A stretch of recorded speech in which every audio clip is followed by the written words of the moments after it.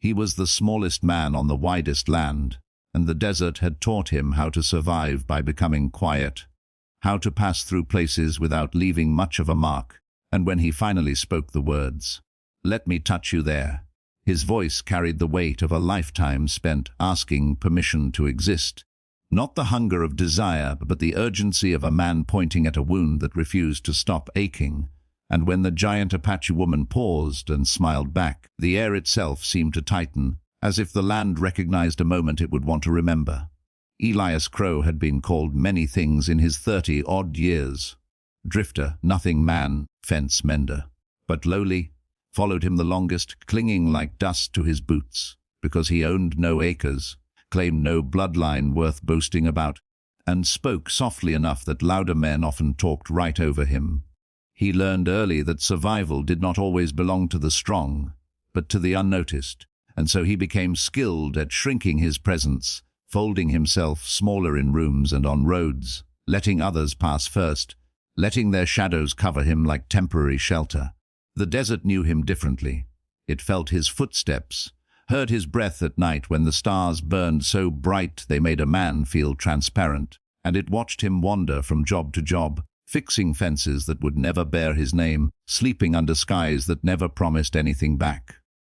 That evening, when the sun dropped low and the cliffs blood red as if reopening ancient scars, Elias saw her standing near the stone rise, tall enough that her shadow cut the land in two, still enough that she looked carved rather than born.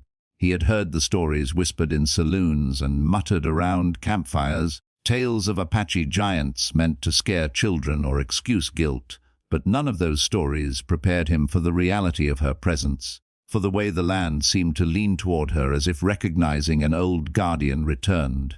She wore her height without apology, her posture calm, her gaze steady, and on her arm ran a scar so deep and deliberate that it looked like history itself had reached out and tried to claim her. Elias felt something pull tight in his chest, not fear, but recognition, because he knew scars like that, the kind that don't fade even when the pain dulls, the kind that shape how you stand in the world. He should have turned away, because men like him did not approach legends and lived longer by respecting distance. But his feet moved before his caution could stop them, carrying him across the sand with his hands open and empty to show he brought nothing but himself. The closer he came, the louder his heart became, pounding like it wanted to escape his ribs, not because he feared her strength, but because he feared being truly seen for the first time. When he spoke, the words came out rough and honest, stripped of pride, and he asked to touch the scar, not to take anything from her, but to acknowledge what had been taken. He waited after asking, his hand hovering in the space between them, suspended by her choice, and when she smiled, a slow, knowing curve of the mouth that held no mockery and no threat, and nodded, granting him permission without speaking, something inside Elias shifted so quietly it almost felt like relief. If stories about courage found in unexpected places, about broken pride stitched back together by trust, pull at you the way they pull at him now, stay with this story to the end, and don't forget to like the video and subscribe to the channel, because what begins here grows into something that changes more than one life. When his fingers finally traced the edge of the scar, he felt the heat of living skin and the chill of memory beneath it, a silent testimony of survival etched into flesh, and for the first time he understood that being small had never meant being weak, only that the world had never bothered to look closely. The giant Apache woman studied him as he stood there, careful and reverent, and when she finally spoke her name, Tallahash, the sound carried the echo of mountains and rivers, of a people who refused to vanish even when history tried to grind them down into myth. Elias repeated her name softly, the way one does with sacred things, and in that repetition was a promise he did not yet know how to keep, but already intended to try. The desert wind moved around them, lifting dust and memory alike, and the sun slipped below the horizon, leaving them standing in a twilight where past and present blurred together, where a lowly cowboy and a towering guardian of lost stories met not as legend and insignificance, but as two survivors recognizing the weight the other carried.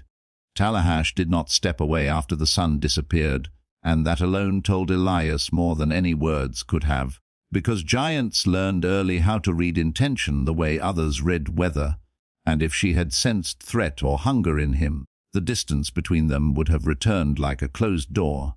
But instead she remained, her presence steady, her breath slow, watching him the way ancient things watch fragile ones, not with pity, but with careful curiosity. She had been alone a long time, long enough that silence had become a language richer than speech, and as the night cooled the sand, and the stars stitched themselves into the sky, she considered the man beside her, this low-voiced cowboy whose hands trembled not from fear of her size but from the weight of being allowed close.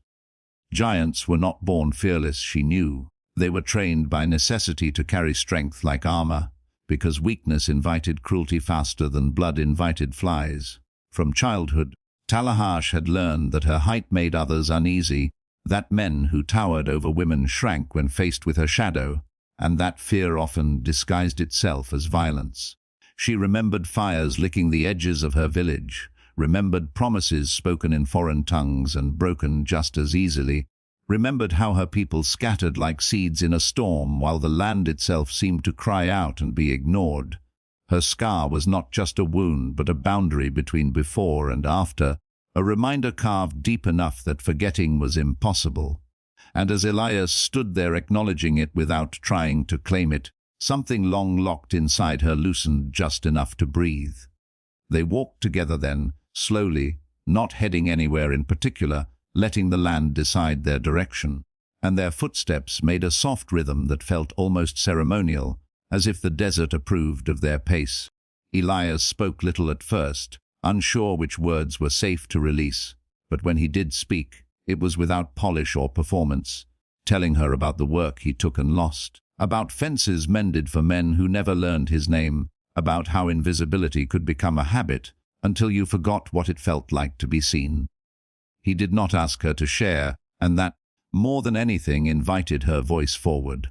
Tallahash spoke of seasons measured not by calendars but by loss and endurance, of elders who taught her that the land remembers even when people pretend not to, of how she had stayed when others left, because someone had to stand guard over what remained. She did not soften her memories for him, nor did she sharpen them to impress.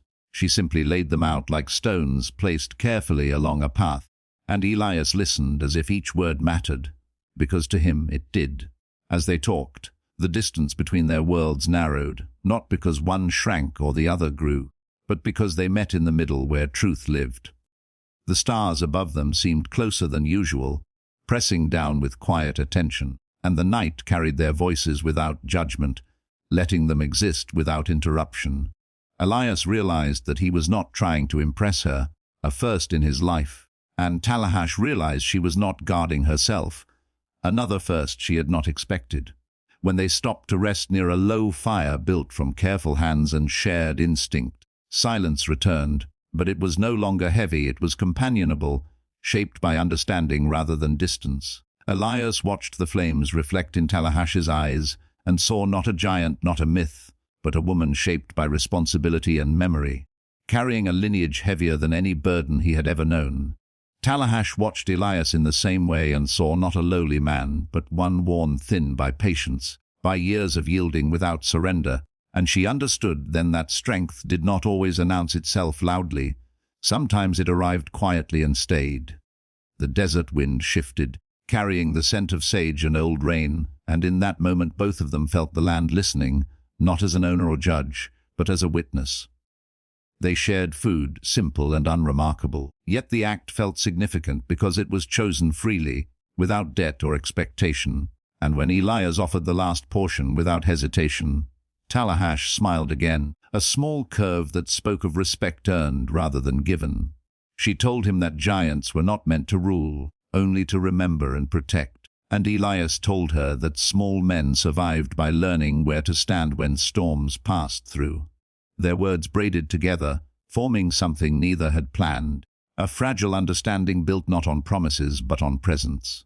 When sleep finally came, it did so gently, and they rested within sight of one another, trusting without naming it, guarded not by walls or weapons, but by the quiet agreement that neither would harm what the other carried. As the fire burned low and dawn hinted faintly at the edge of the world, Elias realized he no longer felt like he was passing through the land, and Tallahash realized she no longer felt like she was standing alone against it. And in that shared realization, the first foundation of something lasting settled into place, unseen but undeniable. The desert did what it always did when something new tried to take root. It tested it, and word began to travel in the loose, careless way rumors do, carried by riders who laughed too loudly and asked questions they did not want answered. Men noticed Elias no longer drifting, noticed him walking beside the giant Apache woman as if he belonged there, and curiosity curdled quickly into mockery, because fear often hides behind jokes, until it finds an excuse to sharpen itself. They came one afternoon when the light was harsh and unforgiving, their horses restless, their voices rough with false confidence, and Elias felt the old instinct rise in him, the urge to step aside, to make himself smaller, and let the storm pass without touching him. But something held him in place this time, something heavier than fear, rooted deeper than habit. When the first insult was thrown, then another, aimed at Tallahash with words meant to provoke violence or retreat. Elias stepped forward before he realized he was doing it, his body choosing truth faster than his mind could argue. His voice did not boom, did not threaten, but it carried, steady and clear, as he spoke of land taken and renamed, of scars that proved survival rather than savagery, of how men like him and women like her had been pushed to the margins by the same hands that now pretended ownership. The riders hesitated, unsettled not by force but by being seen through, and when one reached for his weapon, Tallahash moved at last, not to strike, but to stand fully upright, her shadow stretching long across the sand, her silence heavier than any shouted warning. The land seemed to hold its breath, and in that pause the riders felt something they could not name, a reminder that power did not always belong to those who claimed it loudest. One by one, they backed away, laughter gone, pride shaken, leaving dust and unease behind them. Only then did Elias feel his legs weaken, the delayed tremor of fear catching up with courage, and before he could fall, Tallahash steadied him with a hand firm and grounding, like stone refusing to crumble. She did not praise him or scold him, she simply nodded, and in that small gesture Elias felt taller than he ever had before, not because he had defeated anyone, but because he had refused to disappear when it mattered. As the riders vanished into the distance, the desert exhaled, and Elias understood that standing beside someone was not about size or strength, but about choosing not to step away, even when everything you had learned told you to. Time softened the land around them, and what began as a meeting of scars grew into a quiet belonging. Elias no longer wandered, he stayed, helping Tallahash protect stories the desert refused to forget. Travelers came to listen, not stare, and the land felt lighter for it. At sunset, Elias stood beside her without fear or permission, knowing some bonds need no touch. If this story moved you, like the video and subscribe to the channel, because the quietest lives often leave the deepest marks.